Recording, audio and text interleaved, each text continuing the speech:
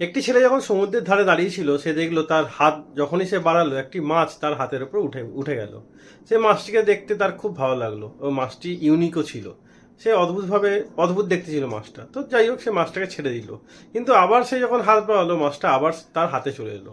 তো ছেলেটি কি করলো, মাছটিকে নিয়ে গিয়ে তার গার্লফ্রেন্ডকে গিফট করে দিল। মেয়েটি খুব খুশি হলো মাছটিকে নিয়ে, মাছটিকে সুন্দর একটি অ্যাকোরিয়ামে রাখলো। তো মাছটিও হয়তো নতুন পরিবেশে নিজেকে মানিয়ে নিয়েছিল। তো খুব ভালোভাবে সেখানে খেলতো এবং মেয়েটি তাকে খাবারও খাওয়াতো। 2-3 দিন যাওয়ার পর মাছটা এবার মুখ থেকে জল বার করতে শুরু করলো। গোটা বাড়ি অ্যাকোরিয়ামের চারিদিকে জল জল ছিটিয়ে ফেললো। তো মেয়েটি তো খুব রেগে গেল তার ওপর। তো মেয়েটি তাকে টেবিলের মধ্যে নিয়ে এসে তাকে ঘুরিয়ে দিল। কিন্তু এই মাছটির ওপর কোনো এফেক্ট হলো না। মাছটি আবার সেই জল ছড়াতে শুরু করলো। তখন মেয়েটি ঠিক করলো, যখন এ জলই ছড়াবে তখন পিচকিরি দিয়ে তার সঙ্গে খেলবো। তো ছোট্ট একটি পিচকিরি নিয়ে আসা হলো এবং তাকে জল দিয়ে তার সঙ্গে খেলা শুরু করা হলো। তো মাছটি আস্তে আস্তে জল ছড়ানো কমিয়ে দিল। মাছটি বুঝতে পারলো তার শক্তি যথেষ্ট না।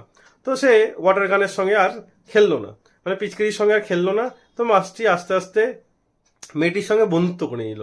মেয়েটি যখনই আসতো তার আঙুলের সঙ্গে মাছটি খেলতো, মাঝে মধ্যে তাকে পাল্টি মেরেও দেখাতো মাছটি। তো মেয়েটি খুব খুশি হতো এবং মাছটি বুঝতে পারতো যে এরকমভাবেই থাকলে মেয়েটি তাকে বেশি ভালোবাসবে এবং তাকে আরো বেশি খাবার দেবে। তো মেয়েটি তাকে খাবার দিত। এখন মাছটি আর মেয়েটির সম্পর্ক খুব সুন্দর হয়ে গেছে। মাছটি মেয়েটিকে দেখে মাঝে মধ্যেই বুদবুদ ছাড়ে।